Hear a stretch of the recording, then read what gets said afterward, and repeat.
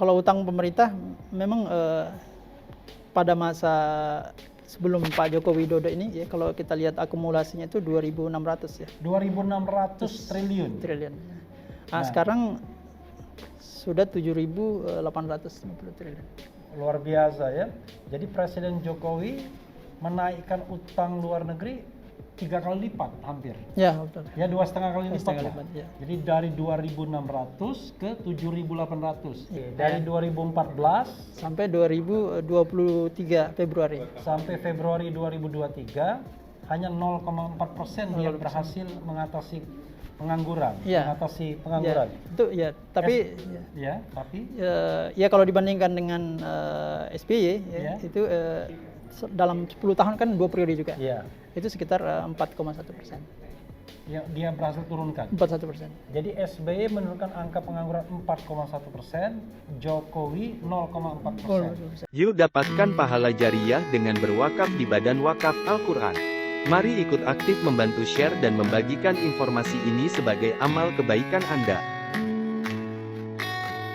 Warahmatullahi wabarakatuh. Waalaikumsalam warahmatullahi wabarakatuh. Jadi sobat era sekalian, agak coming out suaranya biar kalau terlalu pelan nanti nggak masuk. Bagus. Siap. Ya. Jadi sobat era sekalian, kita live ini ya, live jam almost jam setengah 11. Kita ingin bicara tentang Jokowinomics. Saya tertulis Jokonomics, nanti diganti Jokowinomics gagal. Itu yang klaim dari RH Channel, tapi harus dikonfirmasikan kepada ahlinya. Saya kalau ketemu ekonom senang, karena ekonomi ini ilmu yang terukur dibandingkan politik dan hukum. Kalau politik bisa dibawa kemana-mana, hukum juga bisa diinterpretasikan kemana-mana, tapi ekonomi itu berbasis data. Jadi kalau kita bicara kemiskinan ya tergantung datanya basisnya mana, kan gitu. Kalau kita bicara keberhasilan, basis datanya mana. Nah, kita ingin seobjektif mungkin untuk melihat apakah ekonomi dalam pemerintahan Presiden Jokowi selama hampir 9 tahun terakhir ini berhasil atau tidak sih. Pertanyaan pertama saya kepada Bung Ishak, kalau kita mau menilai keberhasilan ekonomi suatu pemerintahan, apa indikator yang harus kita nilai? Yang paling utama, dan ya katakanlah berapa indikator terserah, yang penting diurutkan dari yang utama. Silakan. Ya baik, terima kasih Bung Refli ya, atas undangannya di forum ini. Jadi sebenarnya kalau kita melihat indikator-indikator ekonomi yang bisa kita jadikan sebagai standar untuk menilai apakah satu rezim itu berhasil atau tidak ya. Memang ada beberapa indikator ya. Jadi yang pertama misalnya dari sisi pertumbuhan ekonomi. Di pertumbuhan ekonomi ini adalah indikator yang paling agregat untuk menggambarkan sejauh mana ekonomi itu apakah dia tumbuh tinggi atau sedang atau melambat. Dan kalau kita lihat biasanya jangan dikomentari dulu, satu pertumbuhan ekonomi ya. Apalagi selain pertumbuhan ekonomi? Biasanya orang akan melihat indikator sosial, misalnya kemiskinan. Angka kemiskinan. Yang kedua, yang ketiga? Misalnya pengangguran. Pengangguran. Kemudian juga utang luar negeri. Utang luar negeri 4. Nilai tukar. Nilai tukar rupiah 5. Apalagi? Kesenjangan. Atau rasio Gini itu ya? Rasio Gini. Apalagi? Tingkat ketergantungan pada impor. Ketergantungan kepada impor 7. Apalagi? Di situ nanti akan masuk kemandirian swasembada pangan. Swasembada pangan, tapi ini sudah cabangnya ya? Kita lihat 7 ini dulu, dan nanti akan kita lihat apakah ada yang lebih penting lagi yang akan kita bahas. Seobjektif mungkin ya. Silakan mulai dari pertumbuhan ekonomi, Bung Ishak. Ya, sebenarnya kalau kita lihat pertumbuhan ekonomi di masa Pak Joko Widodo ini kan sudah 2 periode ya. Jadi dari 2014 sekarang 2023 dan nanti berakhir 2024. Dan standarnya sederhana, jadi Bung Refli. Jadi kalau kita melihat apa yang menjadi cita-cita atau harapan-harapan pertumbuhan ekonomi rezim Joko Widodo itu. Jadi kalau kita lihat yang menjadi pegangan ya secara nasional dan yang menjadi pijakan pemerintah di bawah Presiden Jokowi itu adalah RPJMN. Jadi rencana pembangunan jangka menengah yang itu disusun setiap 5 tahun dan kemudian direvisi dan disusun lagi untuk periode berikutnya. Dan ini yang akan menjadi acuan pemerintah. Dan kalau kita lihat ya pada RPJMN 2014-2019 itu memang pemerintah itu menargetkan pertumbuhan ekonomi ya untuk 2017, 18 dan 19 itu di atas 7%. Di atas 7%. Di atas 7%. Ya. Dan kemudian itu diulangin lagi ya tahun 2020 ya itu 5,3% sampai kemudian 6,9%. Oke, 5,3 karena COVID ya? COVID ya, jadi memang kita bisa maafkan atau maklumi lah karena tahun 2020-2021 itu memang ada COVID ya, dan itu memang realisasinya tumbuh minus ya, minus 2%.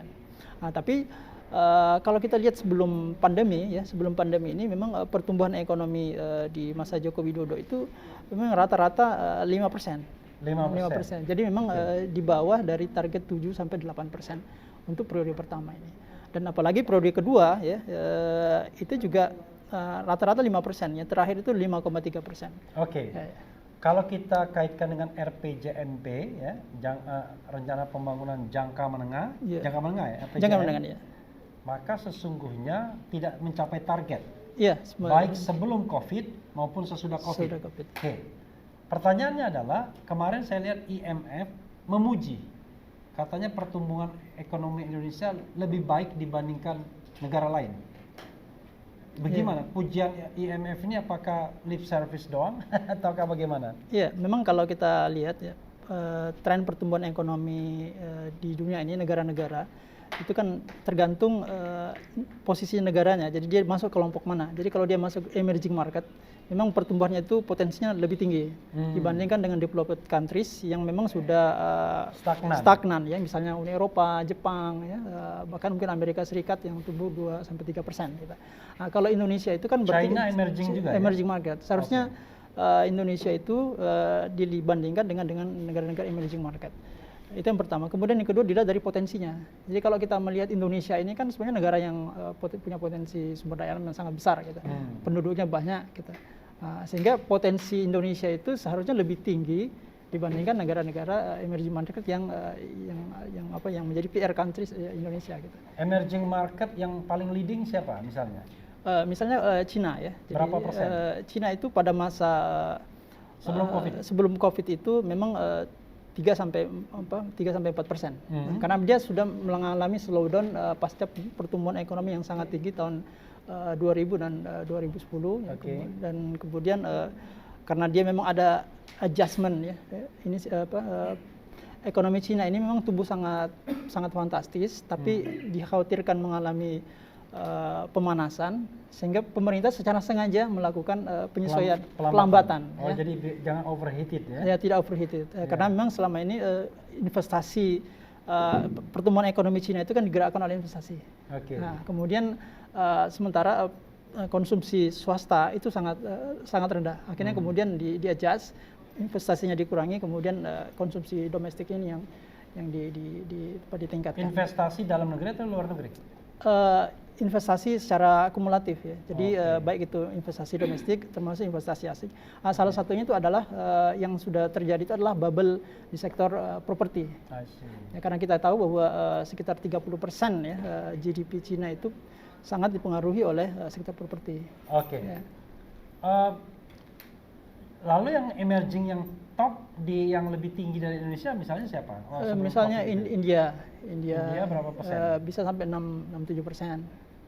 Ya. Dan mungkin negara-negara yang negara-negara Asia Tengah ya, kemudian negara-negara. Tapi sebenarnya kalau dibandingkan dengan negara-negara ASEAN, ya, Indonesia ini memang relatif tinggi ya. Relatif tinggi. Tapi maksud saya kita kadang-kadang tidak melihat potensi yang dimiliki oleh Indonesia itu yang berbeda dengan negara-negara lain. Jadi kita nggak bisa apple to apple karena kita punya potensi yang luar biasa. Ya. Maka yang paling fair adalah dibandingkan pemerintahan sebelumnya. Betul ya. Nah, kalau pemerintahan sebelumnya bagaimana? Ya sebenarnya kalau pemerintahan sebelumnya ini pertumbuhan ekonominya memang jauh lebih tinggi ya. Kalau kita lihat data yang dikeluarkan oleh BPS, memang rata-rata 6% ke atas. Oh 6%. Rata-rata Presiden Jokowi sebelum COVID 5%. 5%. Oke. Nah, Jadi kalau kita bicara soal pertumbuhan ekonomi tidak lebih baik dibandingkan pemerintahan sebelumnya. betul sekali. Oke. Ya.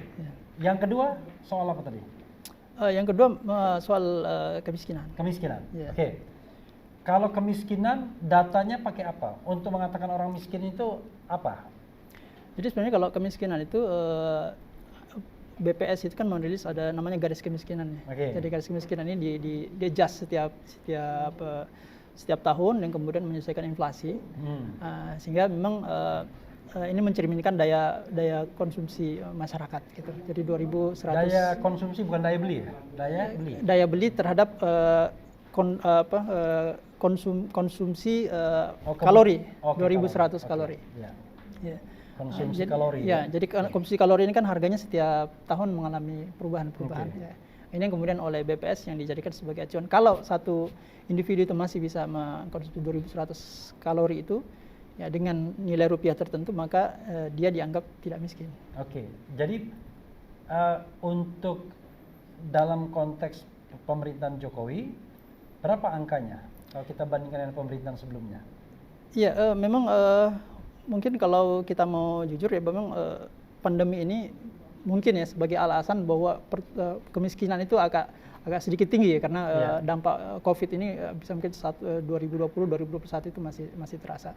Tapi kalau kita mau fair ya mungkin sebelum COVID. Ya, sebelum COVID lah. Sebelum COVID. Jadi sebelum COVID itu memang Pak Jokowi itu ya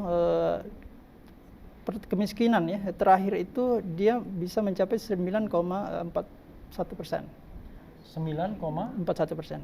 Jadi hampir 10% ya? Ya, sekitar 10%. Oke. Ketika dia menjabat itu 11%. 11%. Ya, Dan dia berhasil turunkan jadi 9,41%. Iya, jadi sekitar hanya 1% lah. 1% Oke, lebih. berhasil menurunkan angka kemiskinan. 1%. Sementara Kalau kita komparasikan ya dengan SBY itu dia bisa menurunkan angka kemiskinan sekitar 5,4%. jauh sekali angkanya. Iya, memang ini ada bisa pendukung ya Jokowi itu bisa berkilah bahwa memang semakin sedikit orang miskin maka semakin sulit untuk That's right, ya, menurunkannya. Tapi kalau kita lihat angka itu harusnya berapa persen yang layak? Misalnya mau apple to apple-nya kalau SBY bisa menurunkan 5-6% ketika angka kemiskinan tinggi, dan begitu dia sudah rendah, berapa persen harusnya yang bisa diturunkan untuk dikatakan berkinerja baik? Ya, setidaknya sama. Jadi kalau misalnya dia bisa menurunkan 5%, ya, jadi berarti kan misalnya 11% menjadi 6%, ya, berarti kan dia mampu menurunkan lebih rendah lagi dan lebih kuat lagi. Ya, kalau kita mau dianggap berhasil lagi. Dan dan alasan bahwa ada semakin sulit kemiskinan itu di Cina itu kemiskinan 2-3%. Dan kalau dibandingkan dengan negara-negara ASEAN memang kemiskinan di Indonesia itu masih relatif tinggi. Dan negara ASEAN berapa persen biasanya? Saya tidak hafal datanya ya. Jadi tapi sekitar 3-4%. Oke, kemiskinan kita masih 9%. Cina dengan penduduk lebih dari 1 miliar itu cuma 2-3% saja kemiskinannya. Iya. Keren, cadas, luar biasa. Oke, itu dari angka kemiskinan.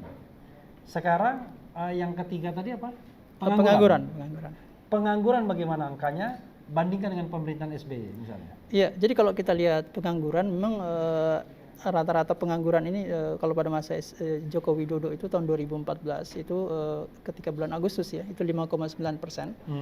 Sekarang itu angka pengangguran masih 5,5%. Oke. Jadi hanya 0,4% saja. Oke. Dari 2014 sampai 2023 Februari. Sampai Februari 2023 hanya 0,4% dia berhasil mengatasi pengangguran, mengatasi pengangguran. Ya, itu ya, tapi ya kalau dibandingkan dengan SBY itu dalam 10 tahun kan 2 periode juga. Itu sekitar 4,1%. Ya, dia berhasil turunkan. 41%. Jadi SBY menurunkan angka pengangguran 4,1%, Jokowi 0,4%. Ada yang tidak fairnya dari situ angka itu? Ya saya kira memang juga tadi lagi-lagi Karena sudah turun, sudah turun angkanya semakin lebih kecil. lagi. Tapi yang menarik Bung Refli, jadi pada Ya. masa Orde Baru itu angka pengangguran itu 2-3%. Oke. Jadi artinya Orde Baru itu bisa lebih baik ya daripada Orde Reformasi. Reformasi. Artinya kalau orang berbicara extreme poverty atau extreme unemployment ya. Jadi kan tadi semakin ke bawah keraknya itu kan semakin sulit untuk dientaskan. Oke. Nah, tapi artinya Orde Baru bisa mencapai level 2-3% gitu. Dan itu kalau dibandingkan negara lain, misalnya negara-negara yang emerging market tadi atau negara yang katakanlah ASEAN bagaimana? Kalau pengangguran ya sama. Jadi angka pengangguran Indonesia itu memang relatif tinggi. Dibandingkan kayak misalnya Malaysia, ya, kemudian Thailand. Ya. Tapi saya secara exactly berapa nilainya itu di bawah 5%. Dibandingkan China? Kalau China juga sekitar itu ya. Oke. Tadi berapa angka terakhir kita? 5,5%. 5,5% dari 5,9% ya? Iya. Oke, 5,5%. Oke. Itu sobat era sekalian pengangguran. Yang keempat, soal apa tadi? Utang ya. Utang luar negeri. Kalau utang ini udah tahu kita, justru kita paling jagoan. Iya. Oke, silakan utang luar negeri. Iya. Jadi sebenarnya dalam utang dalam secara overall ya. Jadi bukan overall, hanya ya. karena memang kalau kita lihat memang utang di masa ini tidak utang luar negeri tapi utang overall, baik overall. dalam maupun luar negeri ya. Utang pokoknya. Utang Jadi, pemerintah. Utang pemerintah. Kalau pada masa Orde Baru atau masa-masa awal reformasi memang utang kita itu kan lebih banyak ke utang luar negeri. Ya, luar negeri. Kemudian dikurangi menjadi utang dalam negeri dalam bentuk SBN. Ya. Sebenarnya nggak tepat juga utang dalam negeri karena uangnya dari luar negeri juga. Uang luar negeri juga. Jadi obligasi yang diterbitkan oleh Kementerian Keuangan itu kan pembelinya dari mana-mana gitu. Iya, nggak ketahuan juga. Nggak ketahuan juga. Ya. Oke. Meskipun juga asing ini porsinya memang agak turun ya, sekitar 20-30%. Pertanyaannya adalah dari tahun 45 sampai pemerintah kan utang itu kan diakumulasikan terus tuh utang pemerintah. Betul. Dari tahun 45 sampai masa akhir pemerintahan Presiden SBY konon katanya cuma 3.000 triliun utang pemerintah. Iya, jadi kalau utang pemerintah memang pada masa sebelum Pak Joko Widodo ini ya kalau kita lihat akumulasinya itu 2.600 ya. 2.600 triliun. Nah, sekarang sudah 7.850 triliun. Luar biasa ya. Jadi Presiden Jokowi menaikkan utang luar negeri 3 kali lipat hampir. Ya, betul. Ya 2,5 kali lipat lah. Ya. Jadi dari 2.600 ke 7.800. Iya. Jadi utang dari tahun 45 sampai tahun 2014 Oktober masa pemerintahan SBY itu 2.600. Iya. Relatif budget kita kan dulu anggaran betul sekali. Sekarang kita berani sekali anggaran defisit. Betul. Kata Jokowi yang penting nyali, ya kan? Dia bilang kan nyali kan? Dia ingin mengatakan berani ya, berani ngutang maksudnya. Oke. Itu utang luar negeri, tapi ada juga spekulasi yang mengatakan bahwa ada dua komponen utang yang harusnya juga dipertimbangkan yang disebut dengan utang tersembunyi hidden debt atau utang BUMN juga. Angkanya konon katanya sampai 5 ribuan triliun. Ada juga kalau kata Misbahun itu utang kewajiban ya asuransi bagi pensiunan TNI Polri dan ASN yang angkanya 4.500. Lalu diakumulasikan utang kita enggak 7.800, 7.900 katanya. Tapi 20.750 triliun. Gimana itu hitungan seperti itu? Ya, sebenarnya kalau di akuntansi keuangan negara itu memang ada dibedakan. Jadi pemerintah pusat, utang pemerintah pusat dan public debt. Oke. Jadi kalau pemerintah pusat itu artinya yang dihitung utangnya hanya pemerintah pusat dalam hal ini Kementerian Keuangan. Iya, itu yang 7.800 itu. Iya, tapi kalau misalnya ditambahkan misalnya pemerintah daerah. Pemerintah daerah itu tidak masuk dari 7.800. Oke. Kemudian juga utang BUMN. BUMN enggak masuk. Ini cukup besar juga. Saya tidak hafal angkanya tapi sekitar mungkin 3.000 sampai 4.000. Oke.